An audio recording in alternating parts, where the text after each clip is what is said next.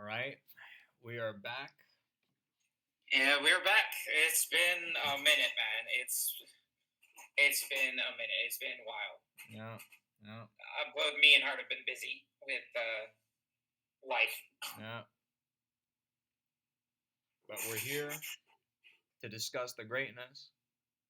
To potentially read. Well, we are gonna definitely read chapter 407. Very short chapter. We'll also try to make this a double chapter this time. Who knows? Yep. We might even maybe.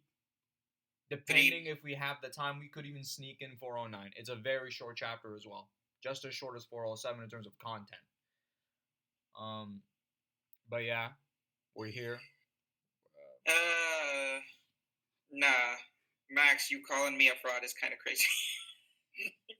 Dude, the fact that what's funny about him calling you a fraud was that he's trying to do this trick where he's pitting us against each other. Look, the attempts at rage bait is kind of crazy.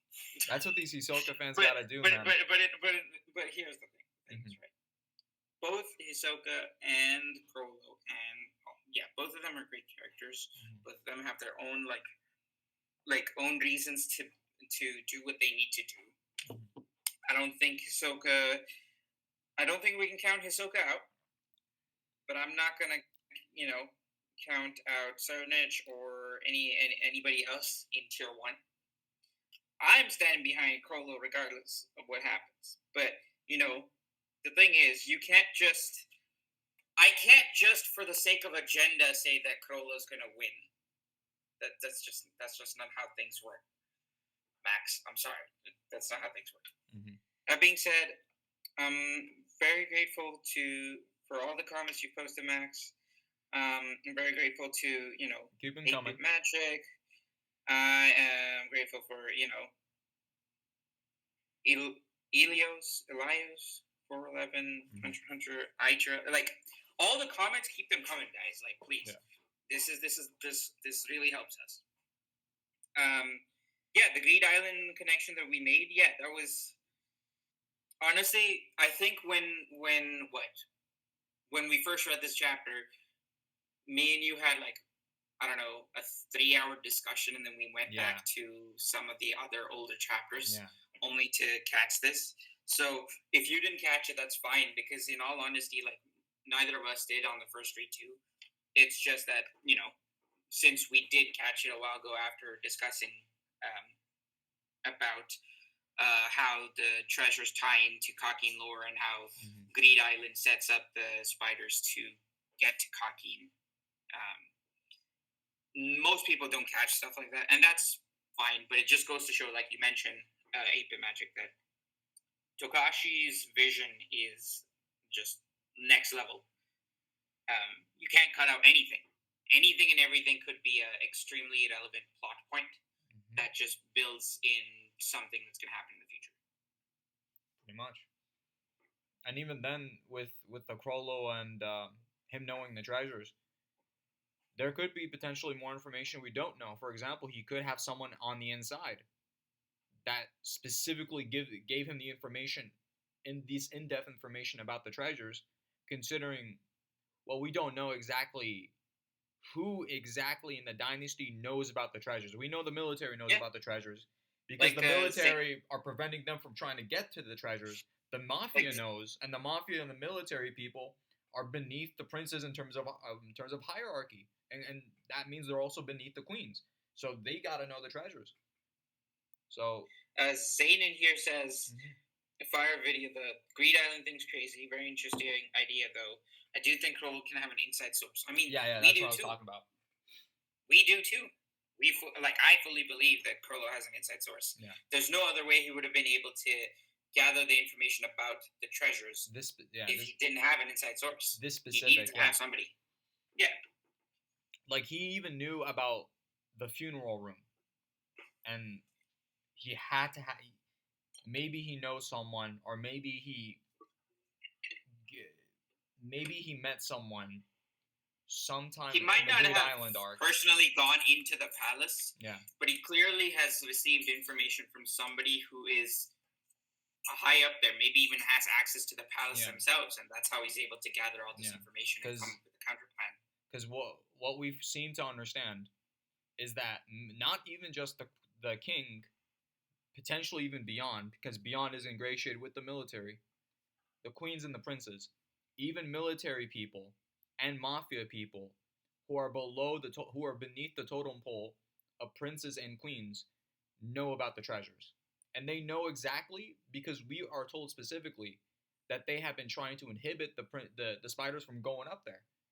And we even get internal monologue from Crollo in 406 where he says that the military and the mafia had not made any moves about them while they were like during their manhunt in the lower tiers, and therefore Crollo surmised that that's because the treasures weren't there, so they didn't need to do anything because they didn't have to react that much.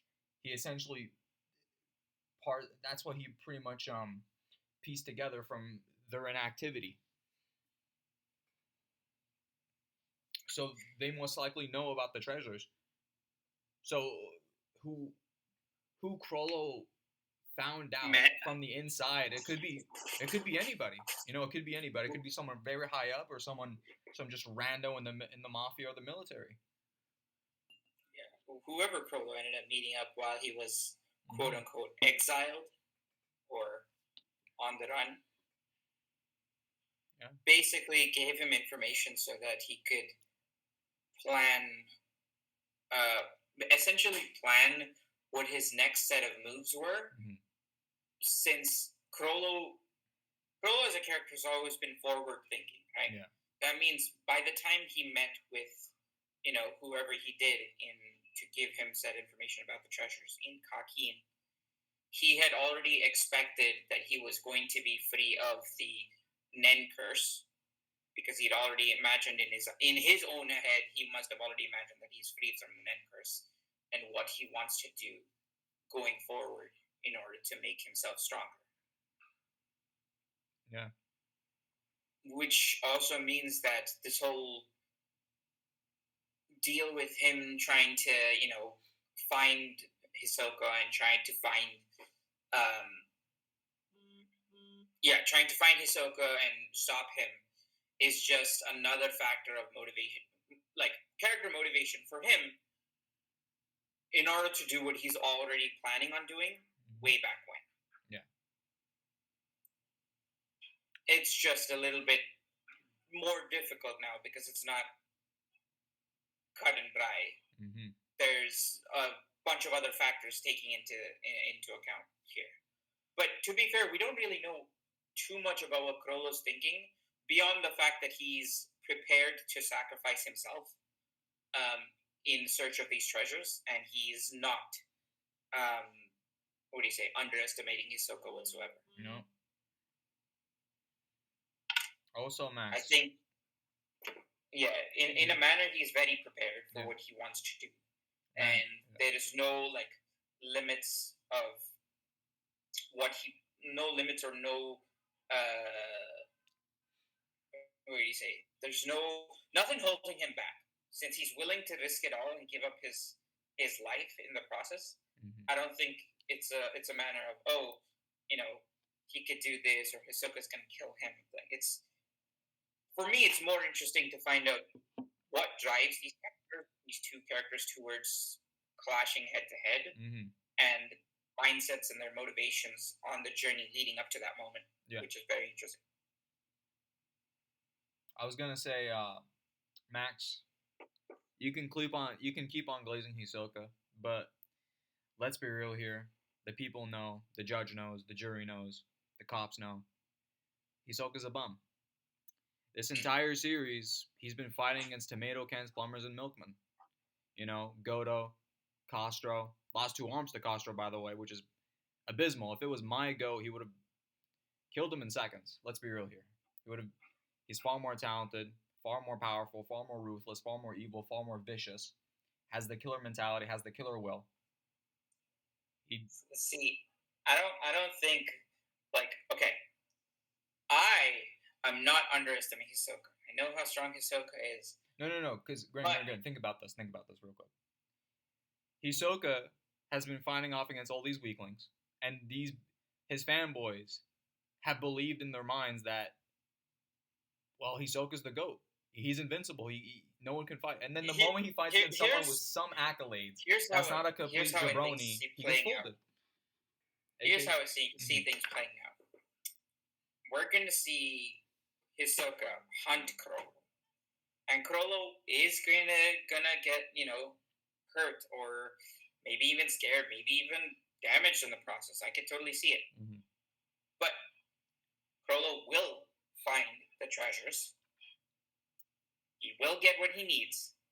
And when he does face Hisoka, even if Hisoka does get some sort of power-up or does end up, unleashing his true potential because he has no reason to hold back anymore, I feel like Chrollo is the type of character to account for that and counter him anyway. Mm-hmm.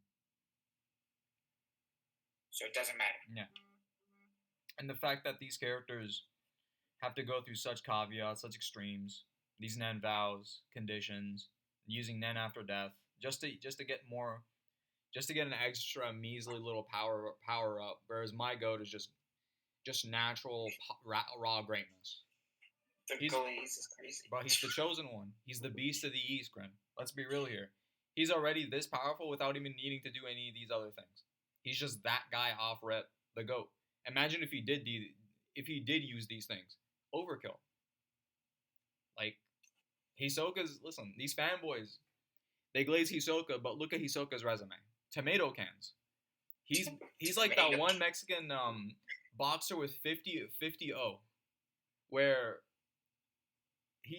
his career looks phenomenal. You could even say he might be the best boxer of all time. But when you look at who he fights, they're just a bunch of tomato cans. People who are paid to lose. People who just stand there looking pretty and just, kiss the canvas. This is giving me serious Hajime no Ippo flash. Yeah. That's who Hisoka fought. The guy with the four dual blades in Hunter exam. Castro, a bunch of nobodies, and then he fought Goto, and then dude had a broken finger against Razor of all people. Come on, bro. Not my goat. Not my beautiful Cocky and Jesus. Cocky and Jesus would have destroyed these fools. But anyway, Grin, I think that's enough plays for now. The next 3 chapters are basically about the card game. The game. Yeah. The card game. We did end up writing down the rules for the card game at some point, I think so. It doesn't matter. It doesn't matter. Yeah. I mean, because here's the thing. We can talk about the rules of the card game, but it's just this is what's so interesting. The card game itself is nothing more than a vehicle for, exposition, characterization, lore, the stuff that really matters. The thing I'm the most interested in when it comes to talking about this chapter was the stigma that revolved around this chapter when it first came out. So we were hot off the press with chapters from chapter 401 to 406. In fact, I think 408 was my favorite because of the reveals we got from lore. What do you mean your favorite? Your favorite of the card game batch, or your favorite in the entire batch? Out of the card games. Yeah, that's fair. No, it's absolutely the best chapter. It's my favorite chapter of that batch entirely. But we were hot off the press of a lot of these massive chapters where it moved the plot forward, crazy lore, especially chapters 405, 406, where you saw Hisoka in one chapter and then Chrollo in the next, and you got crazy lore, in both chapters, and people were extremely hyped. And then we had chapter 407, where people were bitching and moaning, complaining, and they were like, "Yo, man, this is boring." They saw no purpose with it, that they were saying that, this is unnecessary, slowing down the pace, failing to realize, listen, this is just Togashi's story. This is just the kind of person Togashi is. 2, the arc is not even halfway through the story. We're still in the setup phase. 3, Togashi set this up since chapter 394, because we learned that Morena wants to get someone from Seri's side in order to use her contagion on them, because then they act as an extension of her end in order to spy on Seti.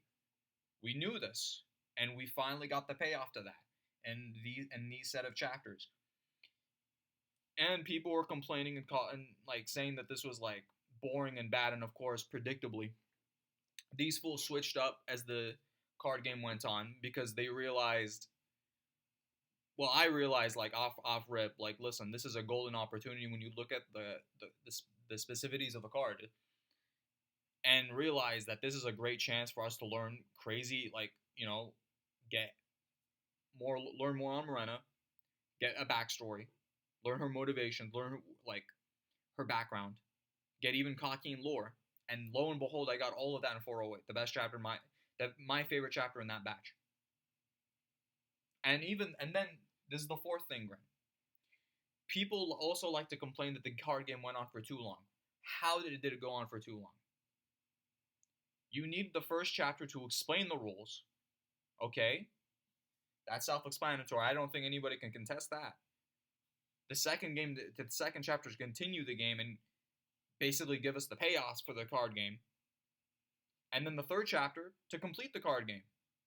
This card game effectively went on for 3 chapters. And it finished in 3 chapters. One of them was to set it up and establish it. The second one was basically most of the game. The meat and potatoes. The third was to finish it. And then the fourth chapter, the final one, was the aftermath. Mm-hmm. Where the actual ability of contagion was explained to Borkson. And she's now level 0. I don't know how this could be. You can't get any better pace than that. Any less and it would be rushed. These guys will do anything to slander the GOAT. But that's all I gotta say when it comes to that. Obviously, like, these fools are moronic and these are Reddit bums. Because no sane logical person would like say this about the card game, that it dragged on for too long.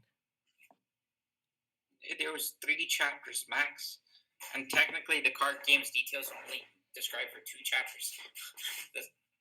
These guys will do anything. These guys will do anything to complain. Yeah. Bruh, was a single chapter? They just want hype and action, because these fools like were misled by chapters 405, 406 because they're like, yo, Hisoka, Crollo, Troop, Mafia, like, we're about to get some fights. And then Togashi shifted focus because, you have to develop these other subplots. You can't just leave them high and dry. All right, Gwen. 407 negotiation. Yep. Well, we kind of leave off right at the, the group meeting where they're carrying, the Hulkenberg's casket. So we're basically at casket. Yep. Also, where at the end of last chapter, where Crollo basically gets a message, or like he uses his ability to kind of get him, kind of know where he's going in the middle of the crowd. He needs to go upstairs. Yeah, he needs to go upstairs. Yep. So we're on day 12, 1 p.m. And then we're reunited with the soldiers of the Fourth Prince, Otoshin, all these other guys. Yeah. And they're talking about... Borkson being missing. Yep, and Borkson's been missing, and she's been missing for about 30 minutes or so. And then they talk about... And this goes back to chapter 394, where they talked about the possibility if one of them is captured by Morena's people. And they said... And they pretty much finalize on not going after them. Yeah, they said they're supposed to report anything that happens, so they're basically going to assume that Borkson's been abducted. Mm-hmm. Try to analyze that if it was a coordinated team, it would be easy with a large number of people. Using something like drugs to immobilize and big guys to surround her wouldn't be noticed in the crowd. If it was someone she knew, it could have been a one-person job, or someone pretended to be sick and asked them to take them to the hospital where they're waiting for her. Nope. I forgot what his name is. This guy. Otoshin? He says... That's Otoshin. Yeah, he says that it could be, like hypnosis or something, but Yeah. they kind of say no, that's not possible. Yeah. And that's probably the worst scenario. So. Mm-hmm. And yeah, Borkson went over what to do if one of us got caught. No negotiations, no rescue. Are really going to stick with that plan. And then they get scolded by this guy. They're getting yelled at for slacking off at their job. Yeah, thinking about it before we're done here. And then we don't go back to them again. And now Borkson's face to face with Morena. And of course, this is a spread, but unfortunately, it's fragmented, so which sucks. There's the Haley hideout, and then we want you to join us. We're not going to force you. We have our reasons, but let's say you're a compatible donor. We'll do our best to get you to join us. And you must be Morena Purdue. What do you want from me? That depends. I'm not physically restrained. There were 6 of them. They took my weapons. Borkson's basically talking about how, despite being abducted, they're analyzing the conditions of their abduction. Of they're not restraining me. They're trying to make it seem comfortable, kind of like inviting. So I'm not actually under any threat yet, and basically kind of just being aware of their surroundings and trying to analyze the situation and try and figure out whether this is a hostile environment or the terms of the hostility of the environment. And it doesn't seem extremely hostile right now, but it clearly is hostile. Yeah. Of some sort. And over the course of this chapter, she learns more about, Morena. She's antagonizing her because she, over the course of this chapter, we will discuss.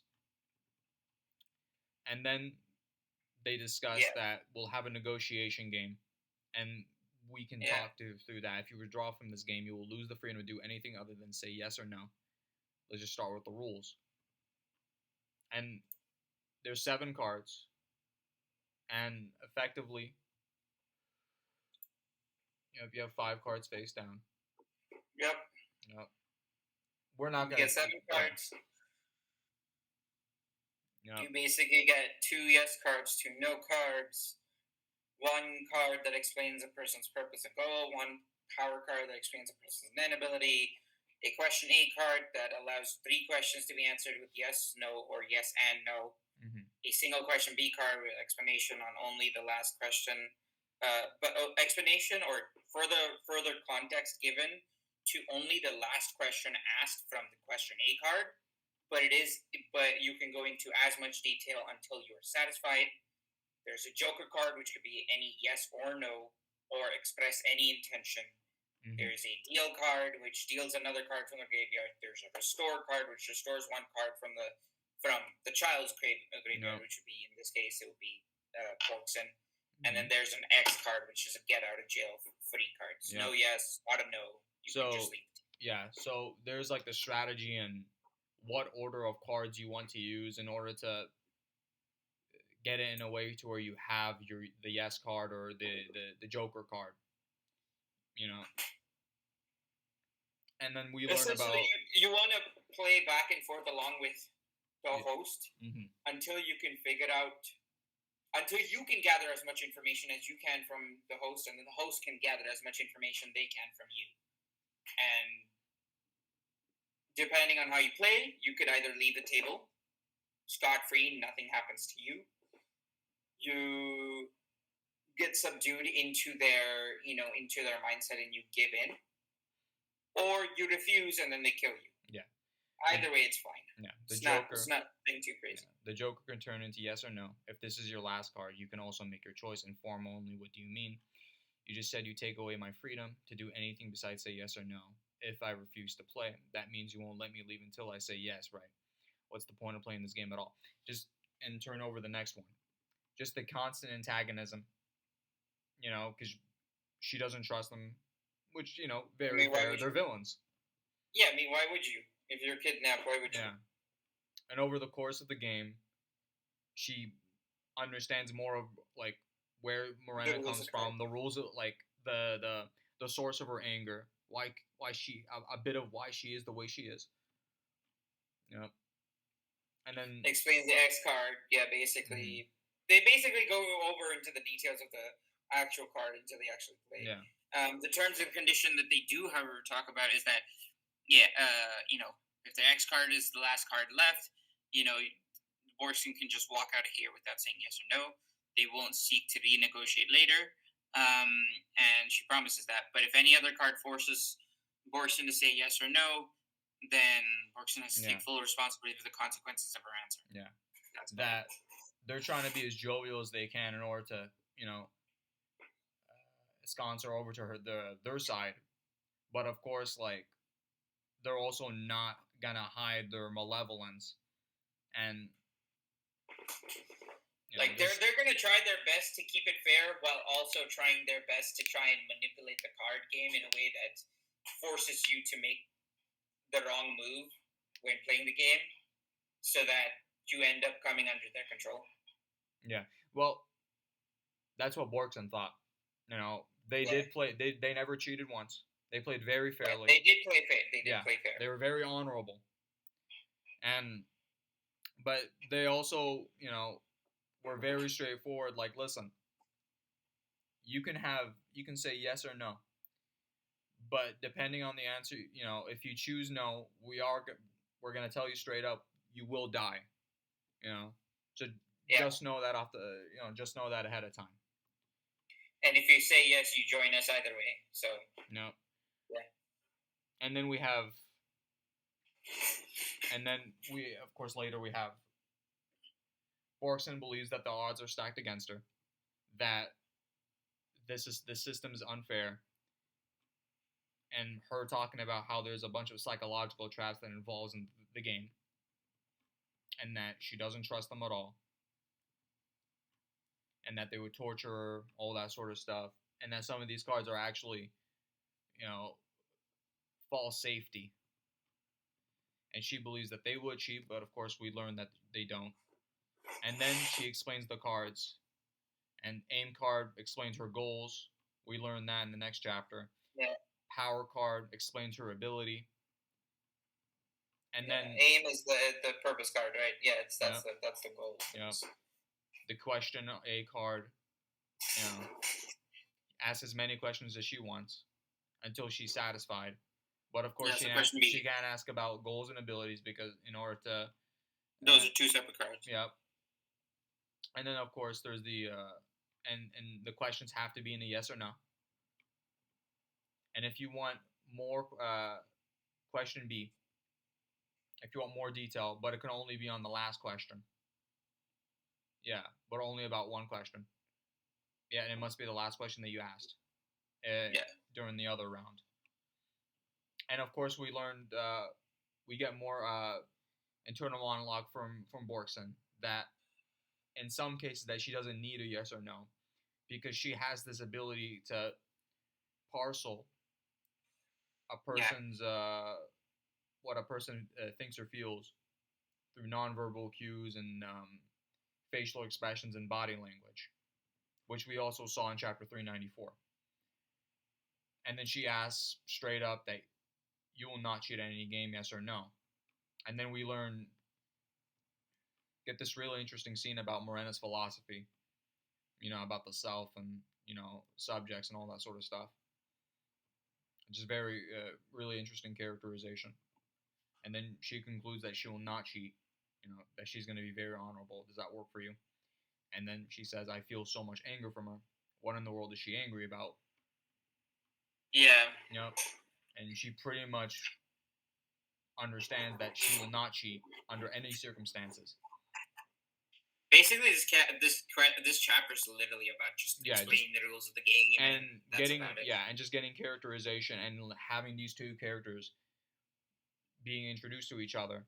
And this chapter is essentially laying the foundations for the later chapters where Borkson, we get more of Borkson's characterization and see her growing dynamic with Morena as she learns more about her, and how her change in opinion, and the game begins.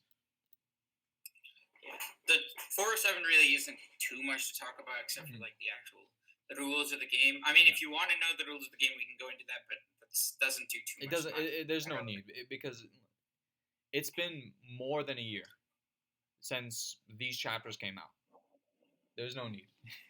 You could easily go and learn the rules of the game. Mm-hmm. We do learn that those cards are involved with are involved with her ability. Since she is a specialist, so there's a lot of steps to her ability. A lot if of you guys conditions. want to know more about the types of the different types of cards that exist, you could just read the chapter and you'll find the different types of cards. Yeah, it's not that difficult. Yep. And the game begins. And of course, she chases the aim card. And of course, they're able to have small talk in between. Of course, it's all right. We might as well get to know each other. And then she tries to figure out just how many members there are. She believes it's 50. And, nice try. They're not going to talk. There are others, but no more questions. Use A card if there's something you want to ask here. And, I picked aim to help me decide, obviously. Fine, I won't answer any more of your questions either. That's so sad. If you answer one question, you can answer me one question too. Thank you. And she's immediately figuring out that there's less than 50. They didn't stiffen up. The response was quick, so my guess probably wasn't even close. Probably about half of that. And she's correct. There is about 21 at this point. There's point in the story. 21. Yeah, because a few of them were killed. Yep. There were 23 in the beginning. And then she reveals that her goal is to destroy Cocking.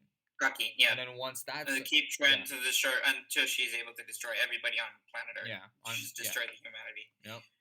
And then I need you to do that. And then, of course, she's confused. That's not a complete understanding. It's 100. I'm at a 3 right now. You're very curious. I should probably start with my upbringing. And, of course, they're very interesting. Because Togashi makes these very fun facial expressions. These very interesting dynamics where... very cutesy, despite the subject material being very, very dark and grim. And then we learn, man, this chapter is crazy. Do you know of the second track fakers? Yes, the royals without succession rights like you. The actual Morena Prudo, but I'm not even a royal. The real Morena is in a grave marked for me. What, then who are you? Yeah. The Cardinal Lavar and Lese Majesté. That should give you an idea. Yeah. You're a carnival orphan.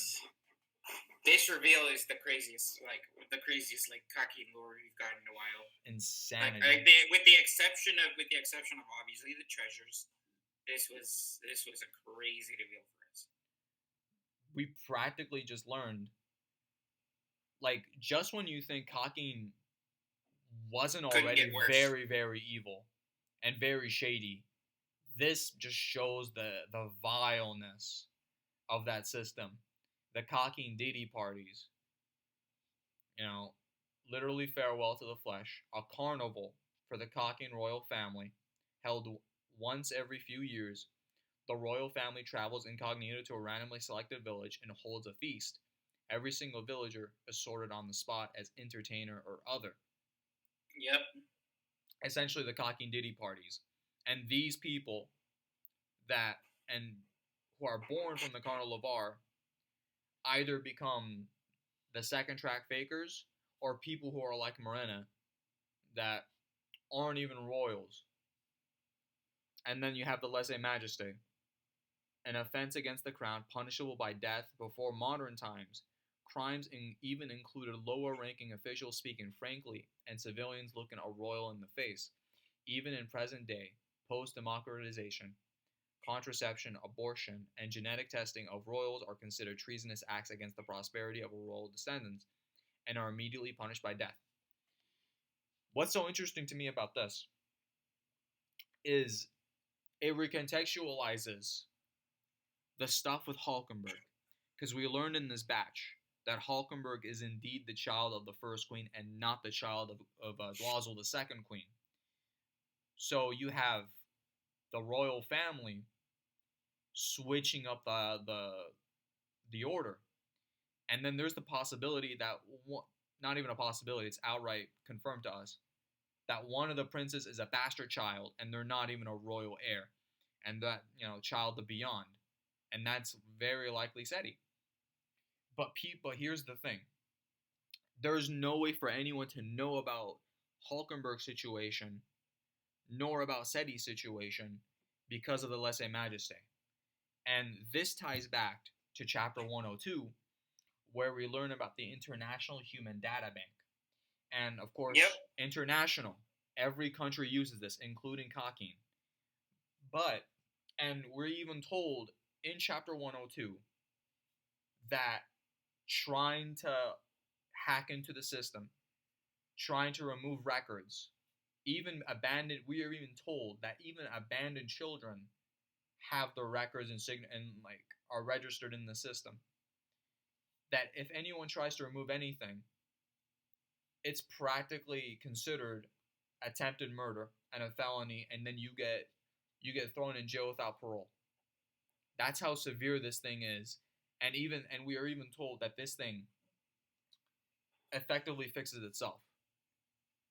Yet Cocking has managed to find a way to circumvent the International Human Data Bank and pull the wool over the world's eyes simply by having the lèse-majesté in place. They pretty much cheated the world in the system. And you can't do a damn thing about it because if you do, you die. You know? And we even learn that you still die, but now in modern times it's slightly less strict because Cocking has realized that you have to evolve with the times. Because right now, these people in the story are in 2001. They're in the age of computers, they're in the age of phones in the digital era. So you pretty much have to evolve with the times. You know, people are going to look, civilians are going to look for royals in the face. You know, they're going to talk about you in online forums, all that sort of stuff. You can't really do anything against that. You just kind of have to accept it. You can't stop it by that point because, it's out of your control. But there are still some things where, as it even stated, even in present day, if you do any of these things above that involve trying to figure out the birth of royals, you're cooked. You might as well be signing your life away. Yeah, like basically, if basically anyone tries to expose the system, mm-hmm. they're never seeing the light of day. They're dead. And Cocking's the same country where it fooled people into thinking that it's a democracy. Because if you remember, granted, in the beginning of this arc, mm-hmm. Cocking had the most silent revolution in like 30 years ago, where it went from the monarchy to a democracy, and of course mm-hmm. pulled the wool over the world's eyes. Because there is no such thing as a silent revolution, mm-hmm. And there's also how this information, it also protects the second track fakers, because there's no way you're going to learn about them because of the lèse-majesté. But this is very insane lore. And it's very goated. And then we learn, my mother was forced to entertain the royals for several days without rest or sleep. She was unable to even be aware that she'd become pregnant or given birth to me, and finally died when I was 2 years old.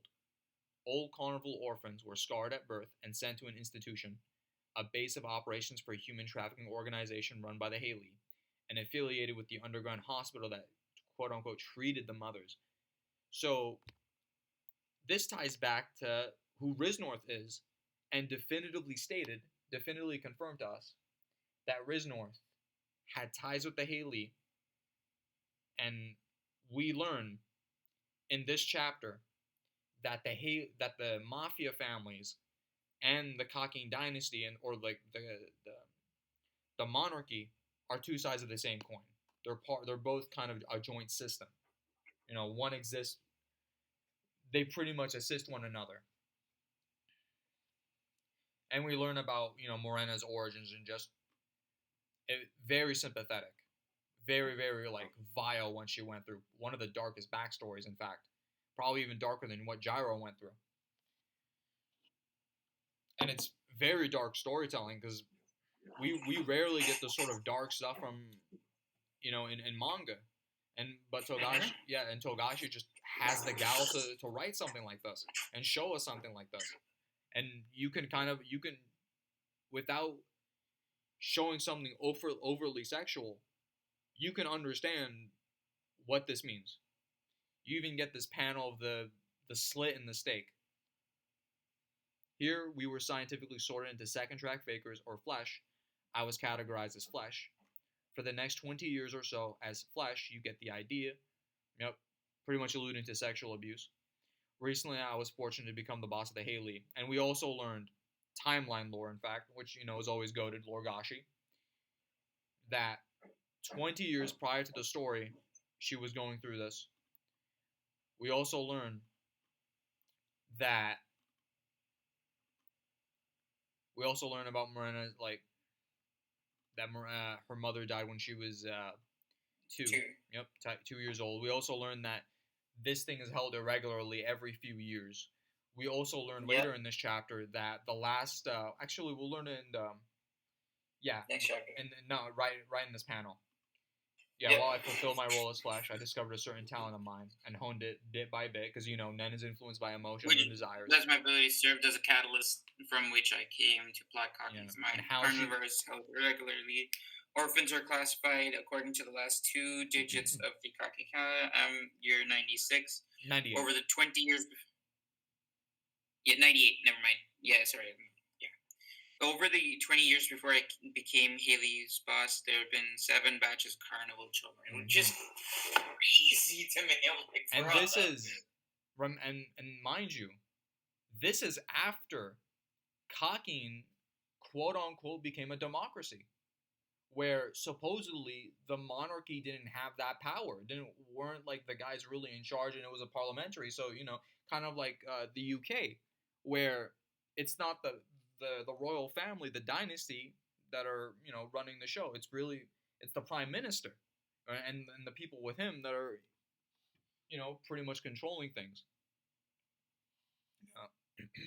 But here we learn, not in Kakin, but we learn this is how Morena came to discover her Nen, and we learn that it's held irregularly.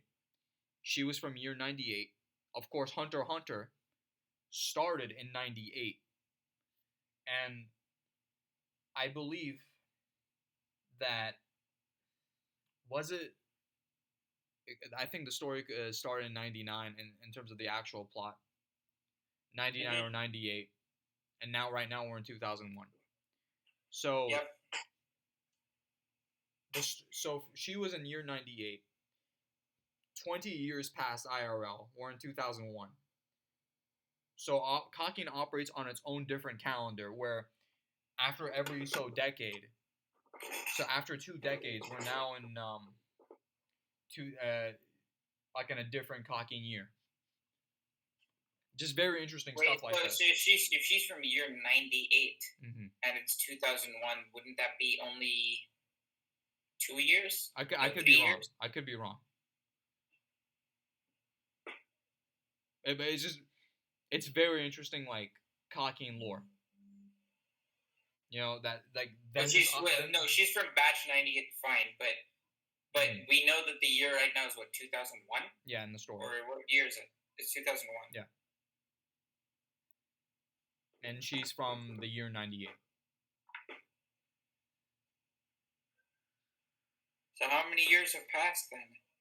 If it's 98, yeah, I don't know. Years, right? Yeah, I don't know off the top of my head, but it's stuff that's not crazy important unless like you're a lore head and you love this sort of stuff, which we do. I love learning about Kakin, and it's cool that we just learn. It's not even anything that crazy important in terms of like revelations or massive plot stuff. But it's cool that we learned that Kakin has its own different calendar that's separate from the rest of the world. Wait, hold on. Let me check this real quick.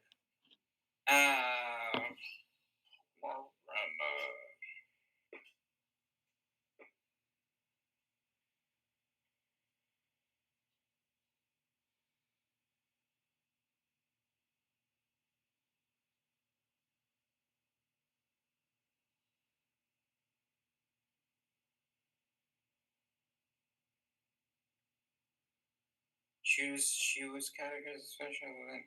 Second chamber was forced to endure that condition.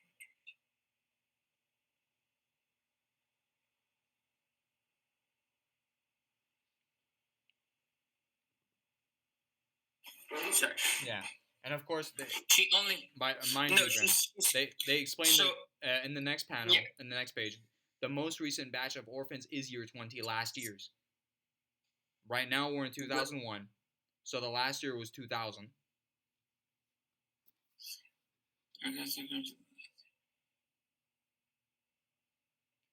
The 8.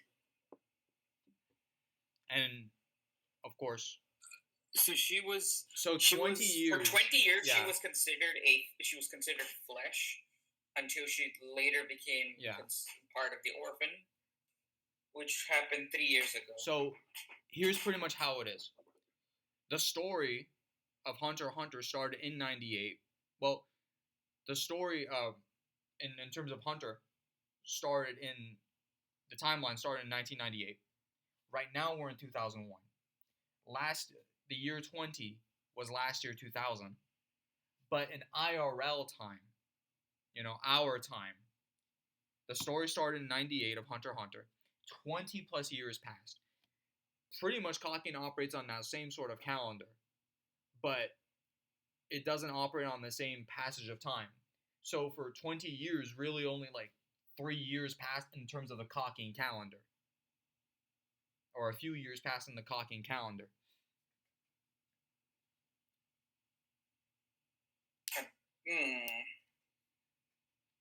Sorry, I'm just trying to understand what the hell this means.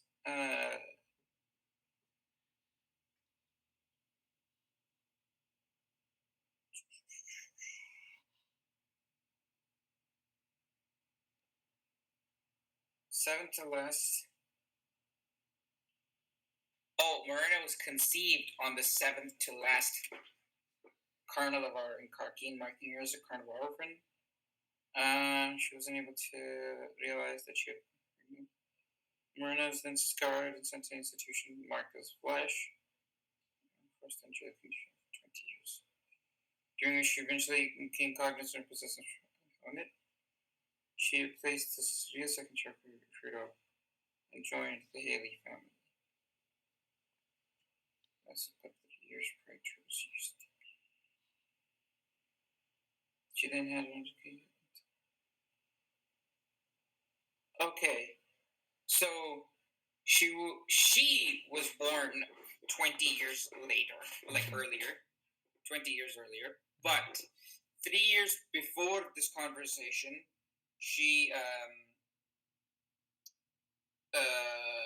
we learned that 3 years before this conversation, she basically replaced the real Morena Prudo and essentially became the new boss.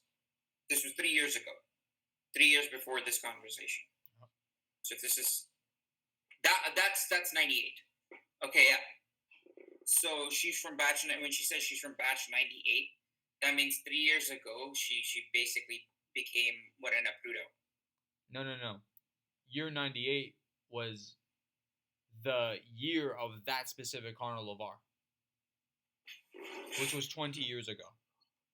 Well, 20 years ago in terms of the Kakin calendar, but in terms of the actual timeline of the Hunter world, only 3 years passed, because really on the normal calendar that everyone operates in is 2001.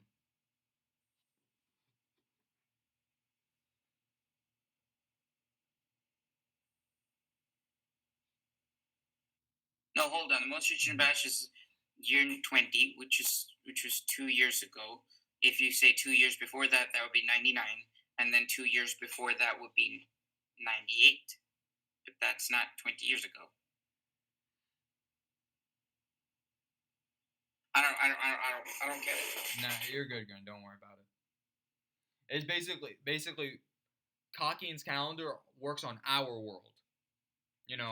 Because Hunter started itself in 98.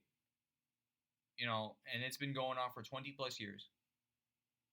But the story is the timeline in the world of Hunter is 2001. So in the world of Hunter, only a few years passed. But for us, it's been over 20 years. For Morena, it's been over 20 years. But she was born from the year 98. And last year was the year 2000, year 20. So Kakin's not the Kakin Carnival calendar system. 98 was 20 years ago. Yeah. Not the actual calendar system. Yeah. It's just it doesn't matter in terms of like grand scheme of things. Like it's not something that you need to learn in order to understand more of the story. It's just very niche, very interesting, cool like lore that Cocking just happens to have its own calendar system. It's just very cool stuff like that. You know, just small stuff like that that embellishes the world a little bit.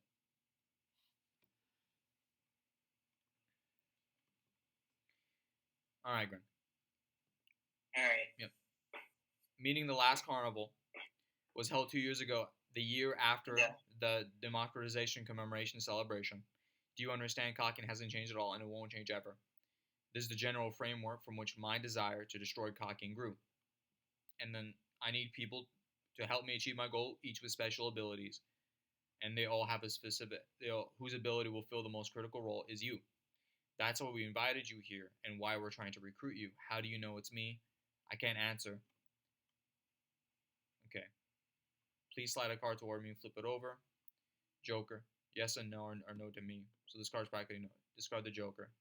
And of course, this is where she reveals her ability. Have you heard about Nen? Only recently. It's basically a superpower and it's supposedly used. That's a correct as a general understanding. It's true. It's like a superpower, but anyone can learn it with training. There are also abilities that can awaken people to Nen. My ability includes that aspect, so you don't need to train a long time. I see. Then could you tell me where your ability is? Yes. To put it simply, my ability, well, we know this. We don't need to speak about it. And then she discusses her ability. It's like a pyramid scheme. And then we have more Borkson thinking about this. And then we get more inside Borkson's head and to understand who she is and how, despite the fact that Cocking itself is extremely evil, it's still home. You know, friends and family live here. She doesn't want Cocking to cease to exist. Duty, responsibility, national defense, none of it matters to her. It's not about honor or any sort of thing like that. You know, it's because this is a place that she calls home. And it's very unsettling that there was just someone who just randomly wants to waltz in and just destroy everything that you once knew. And then we get even more Cocking lore. And we even learn more about Borkson. I was in military school since before I can remember. You know, because these people are thrown in. Everyone is basically thrown in military school early to indoctrinate them a lot easier. And I was taught that my duty was defending the country's safety. As long as war doesn't break out during my lifetime, right? Fortunately, I was smart enough to squeak into officer training school. We had to risk our lives to listen to pop songs from rival countries a few months after the release, but learning about the untouchable outside world was a normal part of our high school curriculum. We have the worst flood control in the world, yet we rank highest in manufacture of man-made particles that linger in the stratosphere, and information processing throughput. That's the kind of country I live in, but it's still home. All I wanted was to have a modest, ordinary life in my own little corner. Oh, probably somewhere in between military prep school, instructor in the boonies, and I don't know, secretary number 4 for the General Affairs Office Deputy, director at the National Defense Agency. I don't want any of this. And then, you know, beyond. So yeah, we just learned like a whole bunch of Cocking, like just again innocuous stuff about Cocking. It does recontextualize, you know, the TSK 7, the what was it, the TSK 17? Mm-hmm. Yeah, TSK 17. You know, making particles, them having the worst flood control, and she even sympathizes with Borkson. And we also learned that no matter like how much she dislikes someone, she would never commit murder. So she has her own set of values and ethics that she refuses to absolutely kill, no matter what. Which already, I like how Borkson's character is like very apprehensive about the situation, despite being like abducted or kidnapped. She does have like a sense of like empathy or whatever for Morena's situation. So it's like very good characterization. This is something that's very interesting. What's interesting about this, Grin, if you remember when this it's chapter not like first it's came not out, Stockholm syndrome, but rather just empathy. Yeah, I remember when this chapter came out, and people were saying that because of who Borkson is, not wanting to team up with Morena, that Borkson is complicit with the terrible system of cocking. But here's the thing. Let's be real here. No rational person would ever want to join Morena, even if they're forced at gunpoint, because it would mean that your own friends and family are going to be slaughtered as well. That's what it means to eradicate all of humanity. Mm-hmm. No one's just going to do that. And we learn, Borkson has her ethics, her own values and set of code that she refuses to absolutely kill, which already puts her at odds with Morena because her ability requires people to kill to gain more power. Yeah. I'm glad I found out that you're an honest person, and I can't relate at all to your goals. With this information, I have to get out of this extraordinary mess. And then she reveals that she's a specialist, and she reveals the 6 types. Which, again, goes back to, early Hunter x Hunter, when we learn about the different types of, Nen lore. Just good contextualization. How many people are specialists and whatnot. That's great. Yep. And then she talks about Dogman as an example. One of my people's an enhancer. He enhanced his sense of smell, and gained the ability to sniff out abilities. He's currently at the level where he can identify a person's type just from the faint aura they emit before they awaken to Nen. And then we even get some extra Nen lore. We get a pie chart. Even now, he's searching for for people like you, specialists before they know Nen. It may not be accurate, as it's from my own research, but I think the occurrence of specialists is about 1 in 3,000 people. Mm-hmm. We actually do get the stats. Yeah. So we pretty much, this is based like a general framework. It could be inaccurate because it's a small sample pie chart from her limited information. But we can essentially use this to kind of cull from the greater picture of what kind of percentage, the world at large of Hunter basically, if 1 in 3,000 people is a specialist, which is 0.033. Yeah. Pretty much showing just how absolutely rare specialists are in the world of Hunter. Even if we increase the size of the pie chart to the greater population of the world, it would still be very small. And that enhancers would be the largest percentage. And that emitters would be the second largest. And then conjurers, manipulators, and transmuters would kind of be around, the same. The number would just be bigger because we're factoring a larger population of people. Technically, she says 1 in 3,000 people, so technically there's a typo. It should be 0.30, 0.0003, if that's 1 in 3,000 people. But if we go based on, percentage-wise, then... Yeah. And you say that 0.003 times 1,000... That would be the equivalent of, for every 3,000 people, it's like 100, but that's clearly not the case, which means by this, incredibly small, minute percentile, if you say 3,000 people, that means about 810 people out of 3,000 would be enhancers. Mm-hmm. You have emitters being, 720 people, about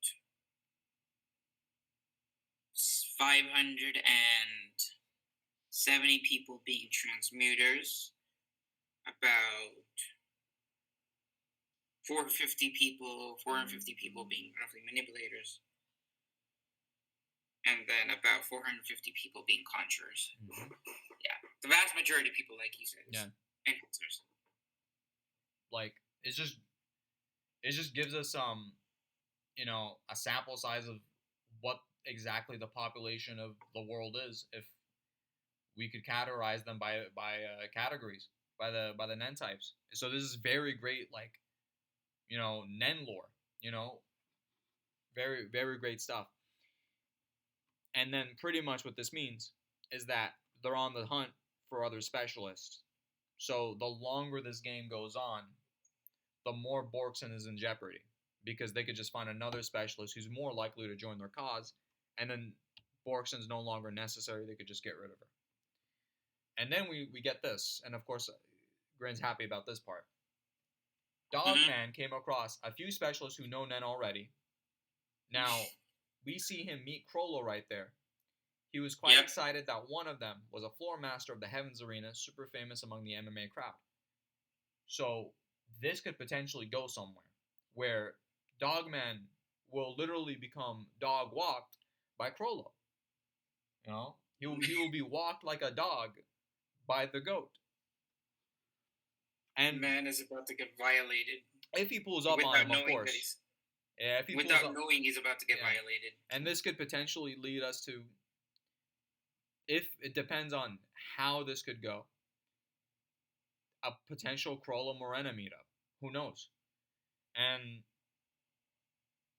we also learned the most important thing here is a few specialists who know Nen already. We know Crollo's a specialist, but we don't know anyone else in the lower tiers that are specialists that we have seen. So this could be mafia people, civilians. We don't know. These are people that Togashi just randomly, just casually dropped. And I feel like this has to come back into play later. Because you don't just reveal this to us and then just move on. That's what I mean by the risk increasing the longer this takes.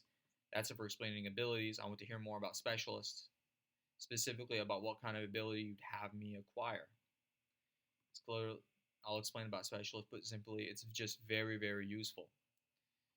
And we learn more about specialists. We rarely, this is big, because we've never had this much in-depth explanation about specialists in particular. We learn about the other types, but we don't actually get it from the perspective of specialists or people talking about specialists in this level of detail. And pretty much specialists don't have the limitations of other categories. They can pretty much make hybrid abilities and pick up stuff a lot easier. They can fit into any box. Yeah, they can fit into any box. Have none of that. If there are any negatives, that they might not realize they're specialists, focus on another type, and regret it later. This can and does happen. Of course, there's also a thing to where not every specialist is born equal. Some specialists are going to have like a much greater learning speed than others do. They might have more trouble. They might struggle at learning at like a specific training. Their aura manipulation might not be as good. Not everyone's going to be a SETI. Like a Saranich, the chosen one, is the gold standard of a specialist. Compared to someone like Neon, for example, who's a specialist, but she might not be on the level of like where she could just casually do these sort of things. And then she reveals that I'm a specialist. And then she reveals her ability. So of course I have a specific request pertaining to your ability. That's more for this card over here, so I can't answer anything else. I'm sorry. And then she just talks about, the question. It doesn't change my number of options.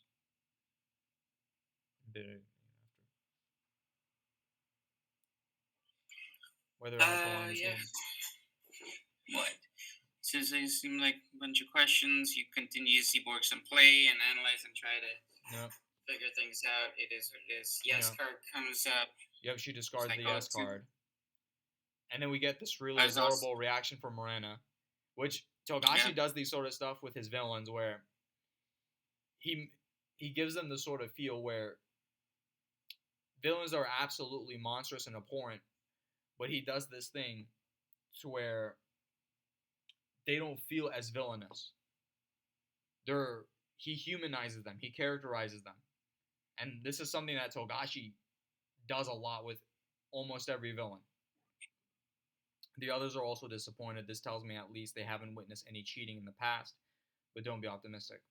Have they even played this game with before? Yeah. Before with someone who doesn't want to join them. If I'm the first, Yeah, of course they react that way. Miranda then goes to explain how the X card and the no card are different. She asks if she wants to know, and she says sure, and then sure I'll oblige. Pick the no card. Actually, what happens in the no card? The essential part is the difference. No means you won't join us, whereas X voids the game itself.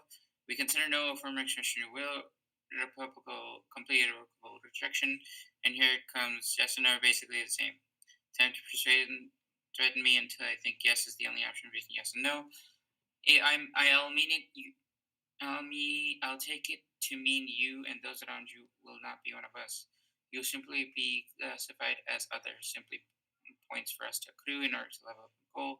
Won't try to recruit you again. However, we can't have you leave after you know secrets. There it is. Basically means that in X cards for the third trap, the game itself is all the trap to make me say yes. If the X card remains, it will still be the same that you know our secrets, but that too will be included in the voiding of the game. That doesn't mean we'll erase your memory. We'll trust you and pretend that none of this happened, and we'll try not to make any contact with you as possible. Yeah, basically, she says that if the no cards remain, they'll kill her. If the X card remains, then they won't kill her. That essentially they'll count as everything that they learned in game, like while the game was played, the events, like all the information and everything, the entire game is void and null, and they'll let her walk away from the table without threatening her. Yeah, they're still gonna kill her. They're still just gonna consider her as like points, but pretty much she says, considering the ultimate goal, the more correct expression would be to put them off for later. Yeah. Save time.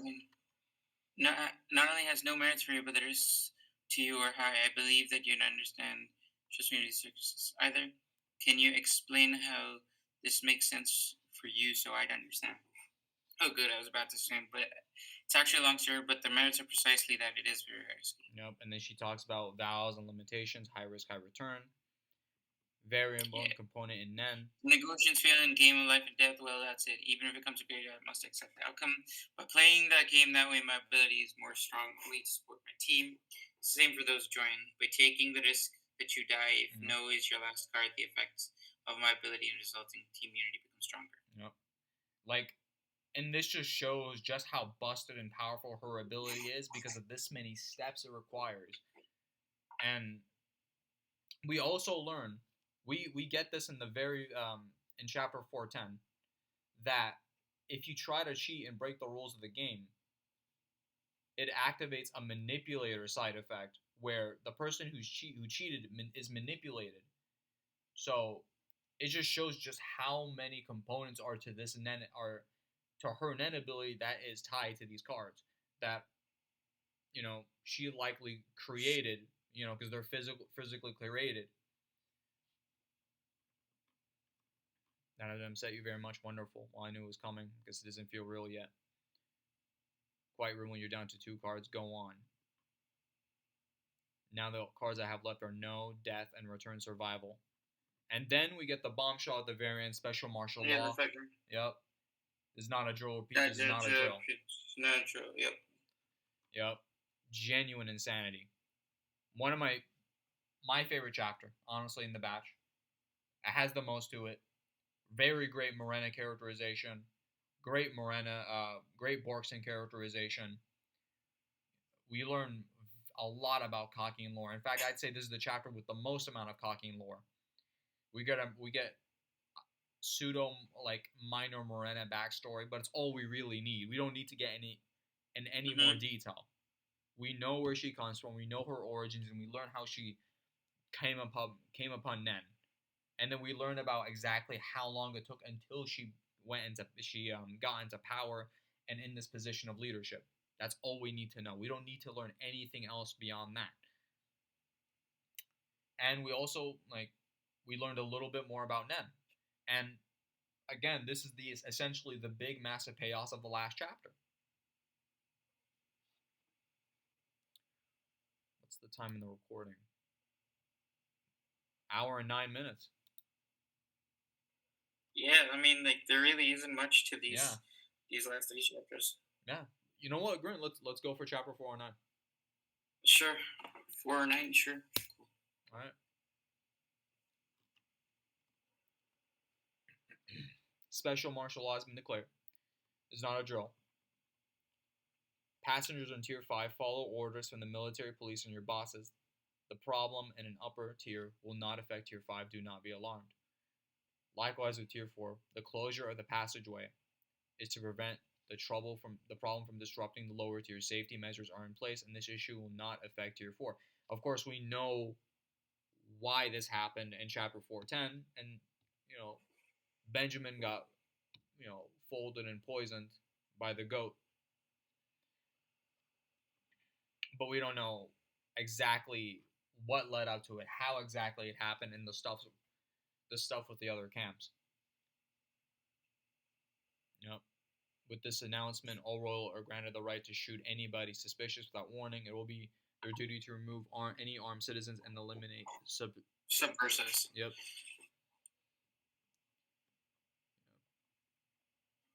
Even Miranda's a bit tense. I don't blame her. I was just on Tier 1 a short while ago, and I still didn't expect this. But now I can narrow down where we are. They wouldn't broadcast the upper tier announcements to the lower tiers. Now I know for sure we're above Tier 3. And this is correct. We learned. So, we know that we're not in Tier 1. We learned in the last batch that they are between tiers 2 and 3. But, yep, tiers 2 and 3. Yep, we're pretty much in tiers 2 and 3. We learned all the way back that in chapter 384 that Morena is not in tier 1 because she's not in the VVIP room where the other mafia bosses are on your own broccoli. So we know that narrows it down. We know they're not in the lower tiers. They're not in tiers 5, tier 4, tier 3, and we learned they're in between. A big deal. All citizens on tier 2, you're so calm. All right, the game goes on. I didn't think the risk on our side would actually surface with this timing.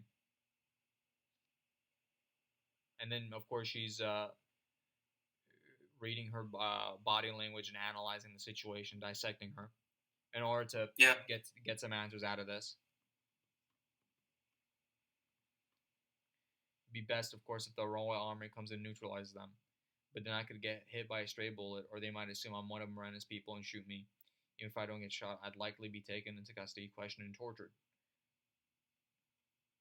And then, of course, the deal card means you can take back a card from the graveyard by fulfilling my small request. And, of course, a kiss in order to initiate the ability. And she tells her this ahead of time. And then we get more rules of the ability. The negotiation game must end with a yes. And then, of course, B. You have to be infected with a kiss. And then C. Yep. You must be present where I or someone on my team commits murder.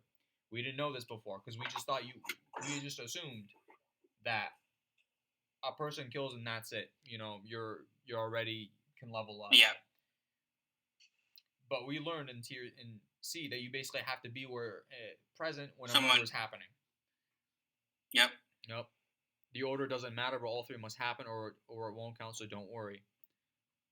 Please decide whether you'll oblige under these conditions, and of course she accepts it. And she believes that they're in tier 1. And then she had a residence on tier 1 to begin with as a shadow to the royals. If they set it up so they can get all the broadcasts here, we could be anywhere. And then she accepts. And of course, we don't see it. I know people, the Yuri fans weren't happy with that. I think I'd be for how did you? And of course we get like really cute dialogue like this. Push yourself. And then she stops them in order to insinuate that, you guys could have been cheating. Could have swapped things out. As I've been saying, I'm not cheating. And of course, this is an act by Borkson in order to mark one of the cards inconspicuously in order for her to end up cheating by the end of this chapter. Yeah. And then we get even more really fun characterization. Just villains acting cute. So sad we even kissed. Shut up, that wasn't kissing. I'm flipping them over. C. They're no and return. Yes. He shuffles. Okay, take your pick. Discards the X. Would you like to check those two cards again? Just playing with her, mocking her. Go on, please pick your last card. If you have only one question, we can skip the QA card and go straight to QB. I pick the QA. And then she asks a whole bunch of questions in order to narrow down the location of the hideout. She asks if it's tier 5. No. 3 or 4. No. 2 or 1. I knew it, tier 1. No. And of course, she tries to parcel from facial expressions, body language, but she believes she's lying, but deep down she knows she's not lying. She asks if it's on the black whale. Yes. And this confuses her. Where else could it be? It's not any of the other tiers. The hideout is made using a net ability, yes and no.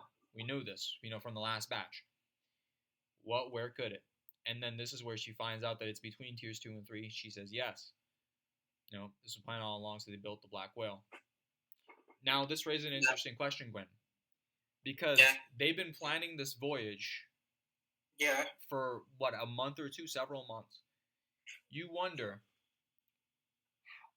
how exactly did Morena get the floor plans of the ship, and how did she manage to do it? How did she manage to coerce them?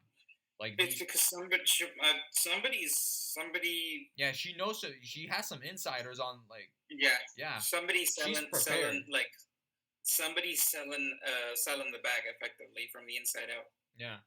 Someone on the higher up has basically managed to get on Morena's side and give Morena the floor plans. Mm-hmm. Otherwise, there's no way she could have got this in front. Yeah. This just shows just how much you prepared and how little we actually do know of the extent of the planning prior to the eve of departure. And then she explains the hideout. The entrance to hideout somewhere regular people can access. There are multiple entrances, yes and no. Yes. There are 2 entrances in all, no. 3, no. 4, no. 5, yes. It wasn't hesitation, more like counting in her mind to ensure she's truthful. I'll use those vowels and limitations to my advantage, including you. There are now 23 of you in all. No. 22, no. 21, yes. If I get to walk away from here, the information you gathered will be voided, and you'll keep your promise. Yes. If the no card is the last to remain, you're going to kill me. Yes. You're the only specialist among the 21 of you. Yes. You know all 20 of their abilities. No. There currently is 1 enhancer. No. And this continues to the final question. And Borkstead admits that she's glad she spoke to her. That she felt like she was able to understand her, and she now states that she wants to change Cockine in however ways that she can, while also sticking to her own ideals and ethics. You don't intend to change your goal. No, you won't change your goal at all. No. And then she has a look of pity. You won't change your goal no matter what happens. No. If we could find something, maybe anything that could allow us to meet halfway. No, I will not. I will not change my goal at all. In this instance, she didn't answer specifically with just a no. She elaborated further, where she knows, as even if she wants to deep down, she can't go back at all because she's already gone this far. She has nothing to lose. Basically, the reason Borkson was reclarifying this whole change your goal is essentially in her mind trying to figure out, is there some way where through any kind of means something that she and Morena can come together to meet mutually agreeing objective that doesn't result in either Morena's death or Togashi is essentially setting up the potential tragedy of this dynamic. It's very peak writing, especially with what potentially the sort of payoff that we could get with Morena's character. Yeah. All right. Now decide which card to discard and slide it. Is it your last card? And of course, let's do this at the same time. If that's a return, I die. This return, I'll forget everything that happened here and leave. All right, then on 0, 3, 2, 1, 0. and then she crumples the card in order to hide the evidence that she had marked this in order to know which card is which, in order to essentially cheat. Now, and then I'm sorry I pressed the return, it's all crumpled. It's fine. That's good. Isn't that a mistake? And then she used the return card to get the card from the graveyard. And of course, it's yes, she joins, and this is where she's being manipulated. No, it's not a mistake. Yeah. Basically, Borgson knew there was no way out for her because the X card was already gone. And the only way she could survive and do what she needs to do is by agreeing to join Marina. Mm-hmm. That'll help buy her and her allies some time to survive. Mm-hmm. Grin, I think we can finish the last chapter. If you want. Yeah. Could you charge it for 10 too? Right I guess this is a mega reaction of all four chapters. Honestly, it's not even that bad because right now we're an hour 21 minutes in the recording. Other recordings usually like longer. Yeah, like longer, like an hour 50 something minutes. Granted, that's the caveat with these sort of chapters, man. Some of these are very easy, self-explanatory chapters. There's not that much to discuss because a lot of it is just. I guess if we finish this, then I guess next week's stream will be the bingo. Bingo sheet. Yeah. So I hope you guys put all your predictions in the comment section as we get through this last chapter. Mm-hmm. Put all your comments on what you think is going to happen in the next thing, and put your bingo sheet predictions. For real. Yeah. Me and Hart might add one or two of them in our own bingo sheet, depending on what you guys type in the comments. Yeah. All right, last chapter it is. Last one, and then it's the waiting game until next month. Yep. This is for the last time. You can't change your answer after this. Yes, that's fine. No, don't. That's not what I want. And she's unable to. So this would have been what was it? I know pseudo-coercive. Yeah, pseudo-coercive. Yeah. Pseudo-coercive manipulation because she doesn't actually want that card. Yeah, the will of their body is taken over. Morena's ability is basically telling her that that's what she chooses. Mm-hmm. Like you could see her consciousness in the background saying, "Stop! That's not true." Mm-hmm. And this is a direct consequence of the kiss, the affection. Yep. Yeah. I see. I'm happy you're going to join us, but just a little disappointed you cheated, didn't you? And then she explains how, in the manner that she did cheat. Yep, tiny indentation on the front along both edges. It's too far for me to see. In Orarg, the shuffler would only see the backs of the cards. Yep. By crushing the card in your moment of victory, you could get rid of the evidence. This game and those cards are part of my ability. If you cheat, the manipulative aspect of my ability is automatically triggered. You can only pick yes or no. Your choices for the last cards were reduced to 2, but you only have yourself to blame for your ultimate choice. You should have intuited that cheating is tantamount to abandoning this serious game. So by yes, you're going to join us. Yes, I will join you. And it's already starting to trigger her.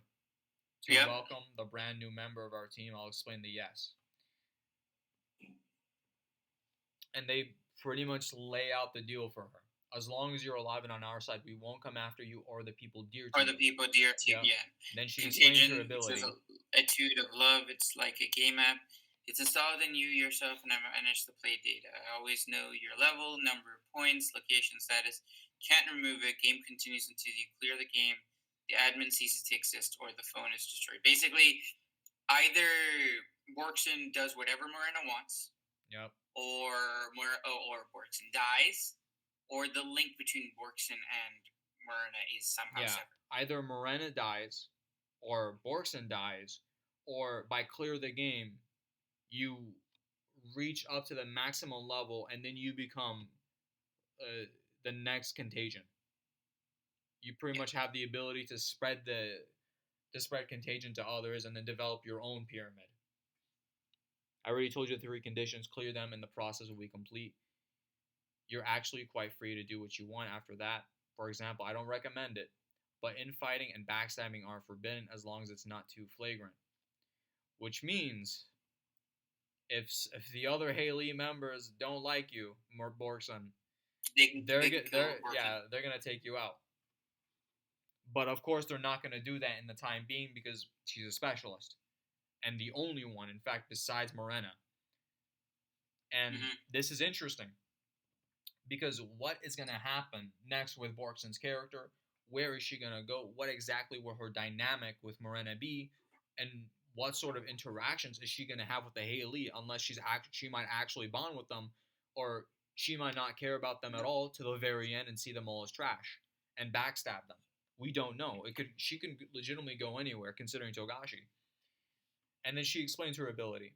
Self-explanatory. We know this. There's nothing to speak about here. Whether you level up or not is up to you. Whether you stay here or go back to your friends is also up to you. You're free. But we will betray you the moment we realize you're of no use to us. Our goal is to kill people after all. So pretty much, she has freedom, but it's the illusion of freedom. Because if they realize, like, she's not doing anything, she's not furthering the cause, she's not killing anything, she's not killing anybody, she's not leveling up, we just got to get rid of her. Because she's not fulfilling the goal that we enlisted her in to develop an ability for us that basically is instrumental to destroying, to achieving the ultimate goal. Who Borkson wants to kill, how she goes about killing people, at what pace they want to take in eliminating competition or killing people is all up to her. She only wants to kill certain people and doesn't want to kill everyone. Yeah, that's fine. She wants to kill only specific people by poison. That's fine. But if she eventually does nothing, she'll die. Then Morena will know it. Yeah, they'll kill her. They'll just get someone else to achieve their goal.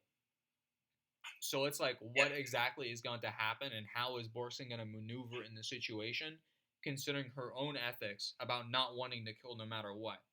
But now she's forced in a position where she may have to do this in order to survive and get an ability to allow her to be able to defend herself. Yeah. There's an undetermined time limit. If they find another specialist candidate, I'm no longer valuable.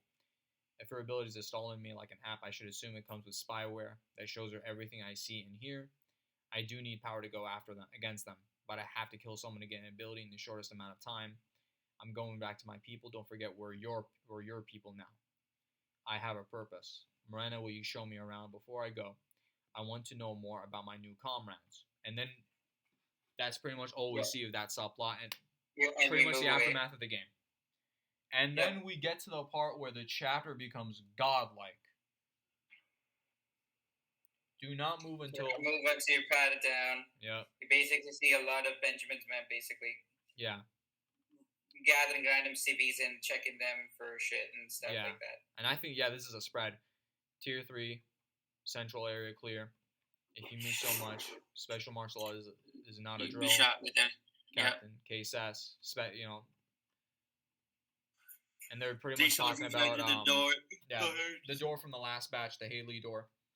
Yeah, witnessing soldiers said vanished in thin air as soon as they entered. Textbook case as a supernatural incident.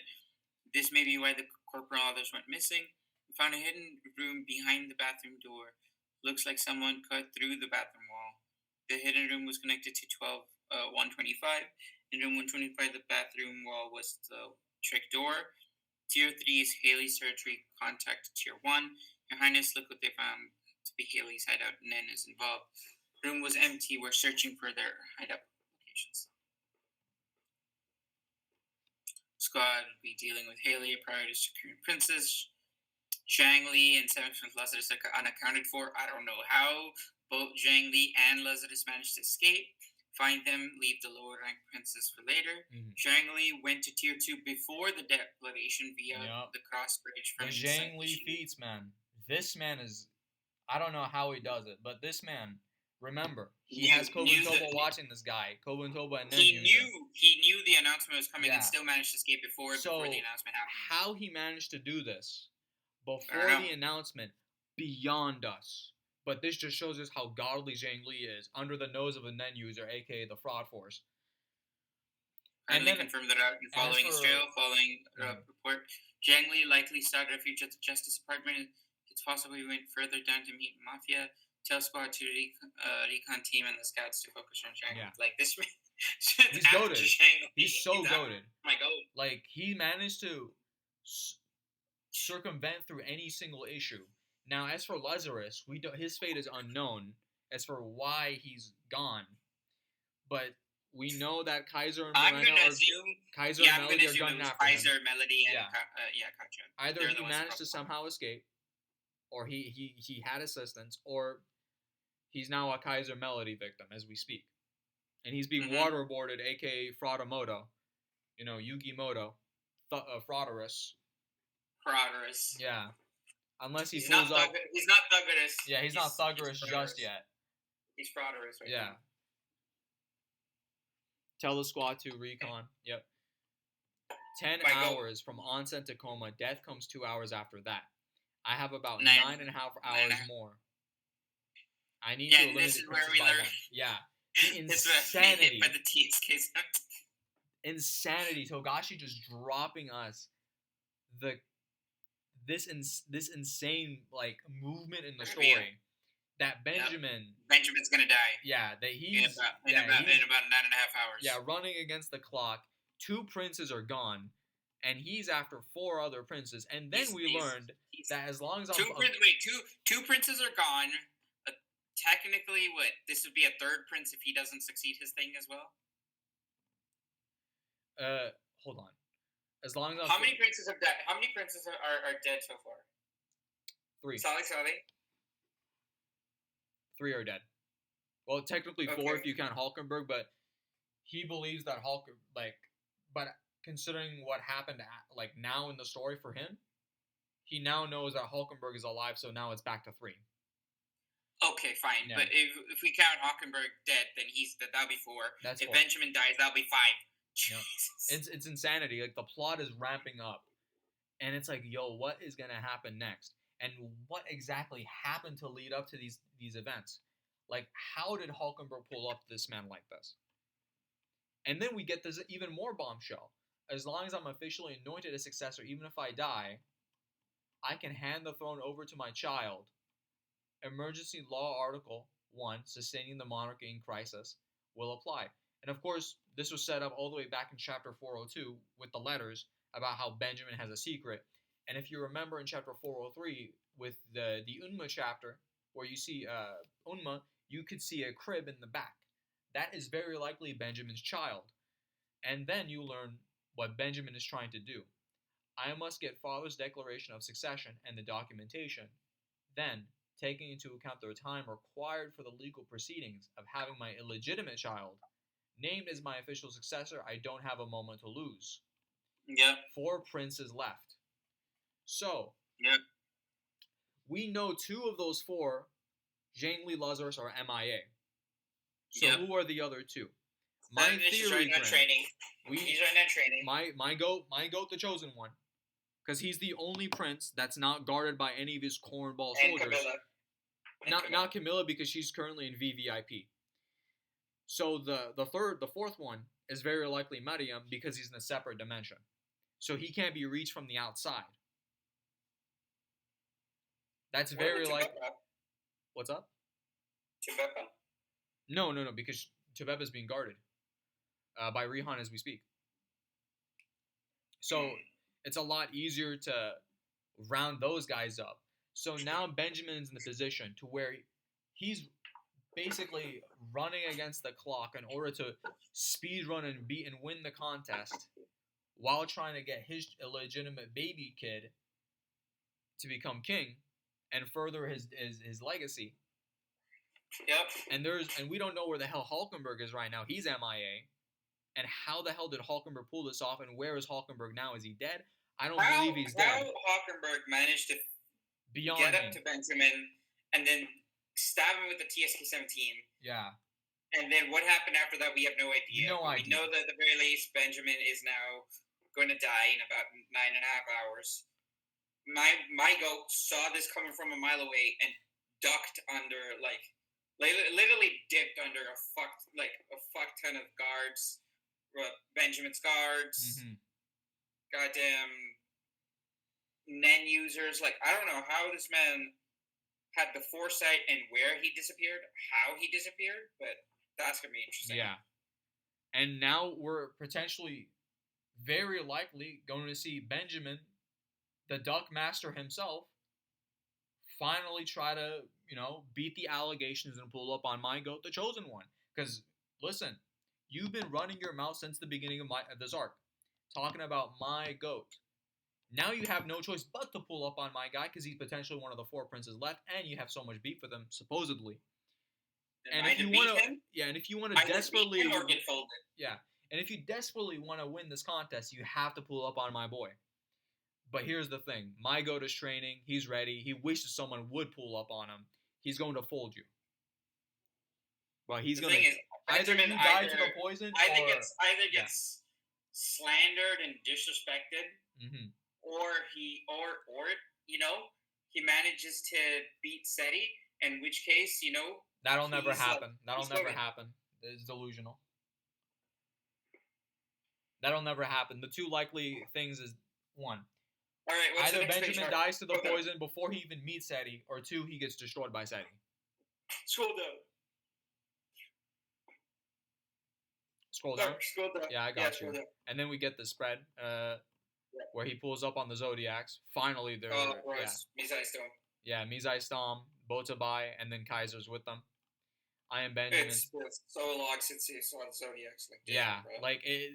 And now, after all these years, the Zodiacs are becoming more prevalent in the story. So it's like, dude, what's gonna happen now that they're basically pulling up on Benjamin attempting a military coup, where he's essentially trying to run the show, use martial law in order to win the game. Yep.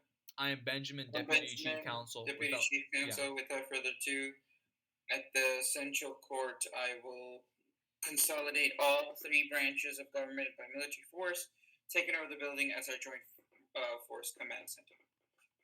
You 3 will be my witnesses. There he is, my guy. Kaiser.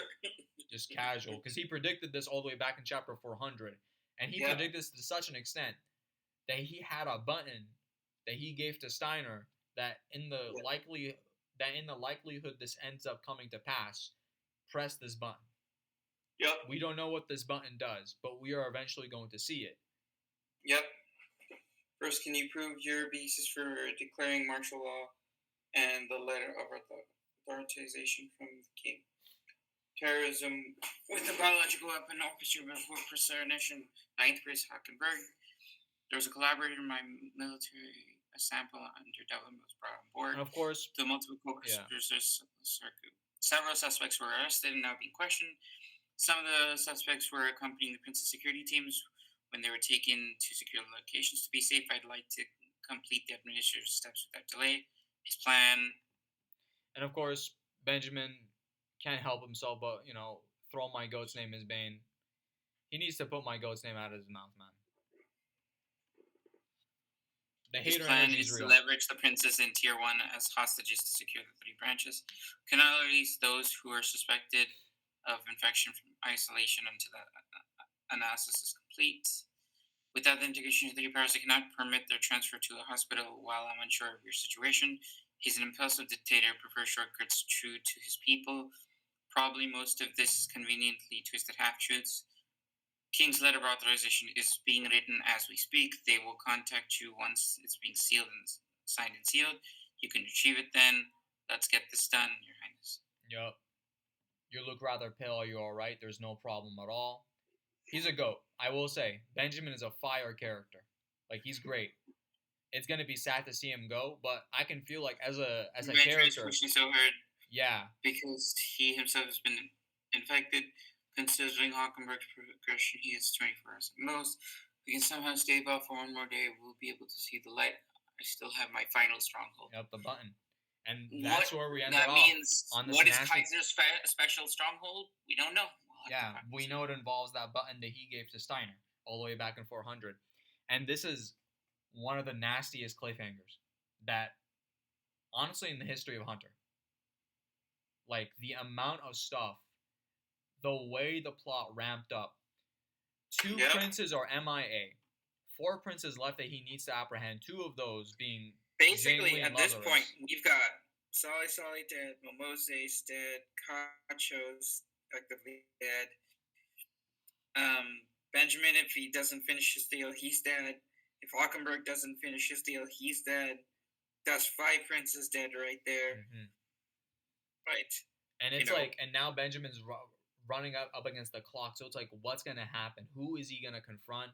Is he finally going to, are we finally going to see Seti fight? Of course, next batch is most likely going to focus on the lead up to this stuff happening. And then if we get more deaths in the next batch, or like what do you call setups for deaths in the next batch, that'd be interesting. Tubepa is could die. Tyson, I think right now is okay. We don't know.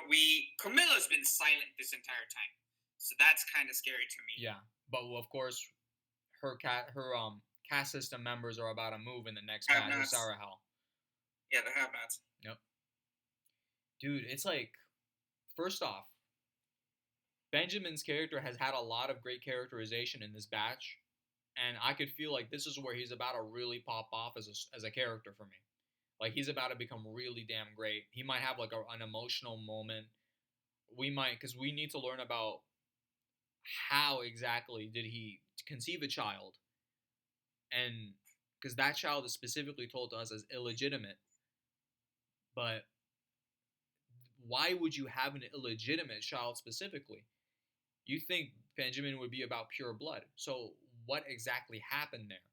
Did Benjamin legitimately fall in love with someone, but it wasn't meant to be?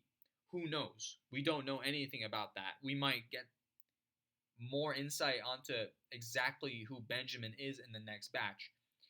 And Benjamin could very well has really high potential to be one of the best minor characters. And we're about to reach a point where we are definitively, very most likely, getting past the halfway point of the story. And where this is the point of no return, where this arc Succession War is reaching a boiling point where all hell is about to break loose. We're past the setup, we're past the build up, we're past the calm before the storm. We are now at the storm. From this point on, it's going to be nonstop chaos, just pure insanity. And we know, I don't believe Hulkenberg is going to die anytime soon, simply for the fact that there is the Hulkenberg and Seti dynamic that we still have not gotten anything of. We're not going to see him die until we see him interact with Seti. We get my goat's not dying. My goat's too important for the story. Yeah, he's way too important. Like, literally, listen. As long as Karapika holds on to one of his coins, this man is not dying. Absolutely not. He's way too important. Now, of course, the dangers for him. He's possibly even more exposed to danger because he is now in the lower tiers, which means Haley members can reach this man's throat. So, you better watch yourself, man. So, the dangers is pretty high. He could even start sharing coins over to members of the GU and give them powers in order to develop more of a stronghold in the lower tiers where he's basically untouched and he could just rule the show and just wait it out while his brothers and sisters are out there killing one another. We don't know where Hulkenberg is now, but of course, I don't think he's going to die anytime soon. He will die, but not anytime soon, because there's still more that we need. We basically need payoffs that have been built up since the beginning of this arc. We have to see.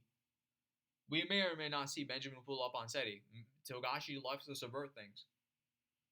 Either this man dies and croaks right before the hurdle to the poison, or he gets killed before the poison fully finishes him off till my goat Seti or someone else takes him out. He could make a mistake and he'd be cooked just like that. How this man dies is beyond me. But man, the stories extremely exciting. We have Hisoka in tier 1. Like, it's just insanity. We are good. Yeah. We are Gucci. Yeah, we have finally finished all the chapters of this batch. Mm-hmm. The next video is the bingo sheet video. So you make sure you comment down below whatever you guys want. We'll put our own, I guess, our own Bingushi predictions. Yeah. Maybe talk about it as we're making them. Grin, final thoughts, man. How do you feel now that we went through all the 10 chapters? How do you feel about this batch entirely? I mean, what else is there for me to say? Yeah. My goat's both my goats are doing shit right now. Both my goats are doing shit right now. Both Crollo and Zhang Li are doing their own thing. And that's crazy. Yeah. Like, both of my two favorite characters are basically making moves. Like and this is the no best one's batch. ready for it. Like, this is, without a doubt, the best batch in this whole arc. Like, dude, so much happened. Insane plot revelations, backstory lore, movements. Like, the story has never been this hype ever. And we're 40 minutes into this. Like, the next batch is easily going to surpass this batch. Very, very easily, because of just how much insanity is going to happen. Yeah. I don't think people are ready for information that's about to happen. Bro, let me get some more treasure reveals in the next batch. Oof, that'd be yeah. Like, or the Grand Chamberlain. Yeah, Morrissey. Man, like, let me see the rest of the conversation from Beyond. What Beyond? Who he wants to speak to. Like, there's still the solid majority user. There's Sour Hell pulling up in order to assassinate Wobble. There's Kurapika wanting to reveal Oito's letter, which could potentially give us even more information about the princes. There's potentially Hulkenberg meeting up with Seti. There's Seti, who's trying to get his Zetsu to under a second, and then once he's done that, then he's going to spar with Salkov. We might legitimately finally get to see this man fight, and this will shut up the blind witnesses once and for all, unless they try to further extend the copium in order to try and downplay my goat, which they'll always try to do. Let's be real here. You know, the measurement of true greatness, the goat. There's the stuff with Zhang Li, how he escaped, and there's of course the other subplots that's been going on, like, you know, Hisoka, Bono and Olive tailing him, Crollo, all these other the mafia subplots, Nobunaga now going off on his own, Finks and Phaeton marching up to the Haley, while Borkson is with them over there. Insanity, just absolute peak. And there's still the stuff with Nasubi. Like, what does Nasubi think of all of this?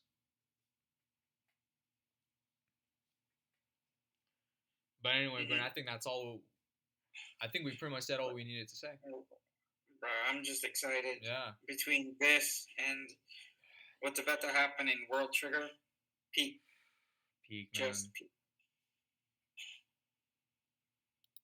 All right, guys. See you guys next time for that Bingo Sheet video. Clocking out.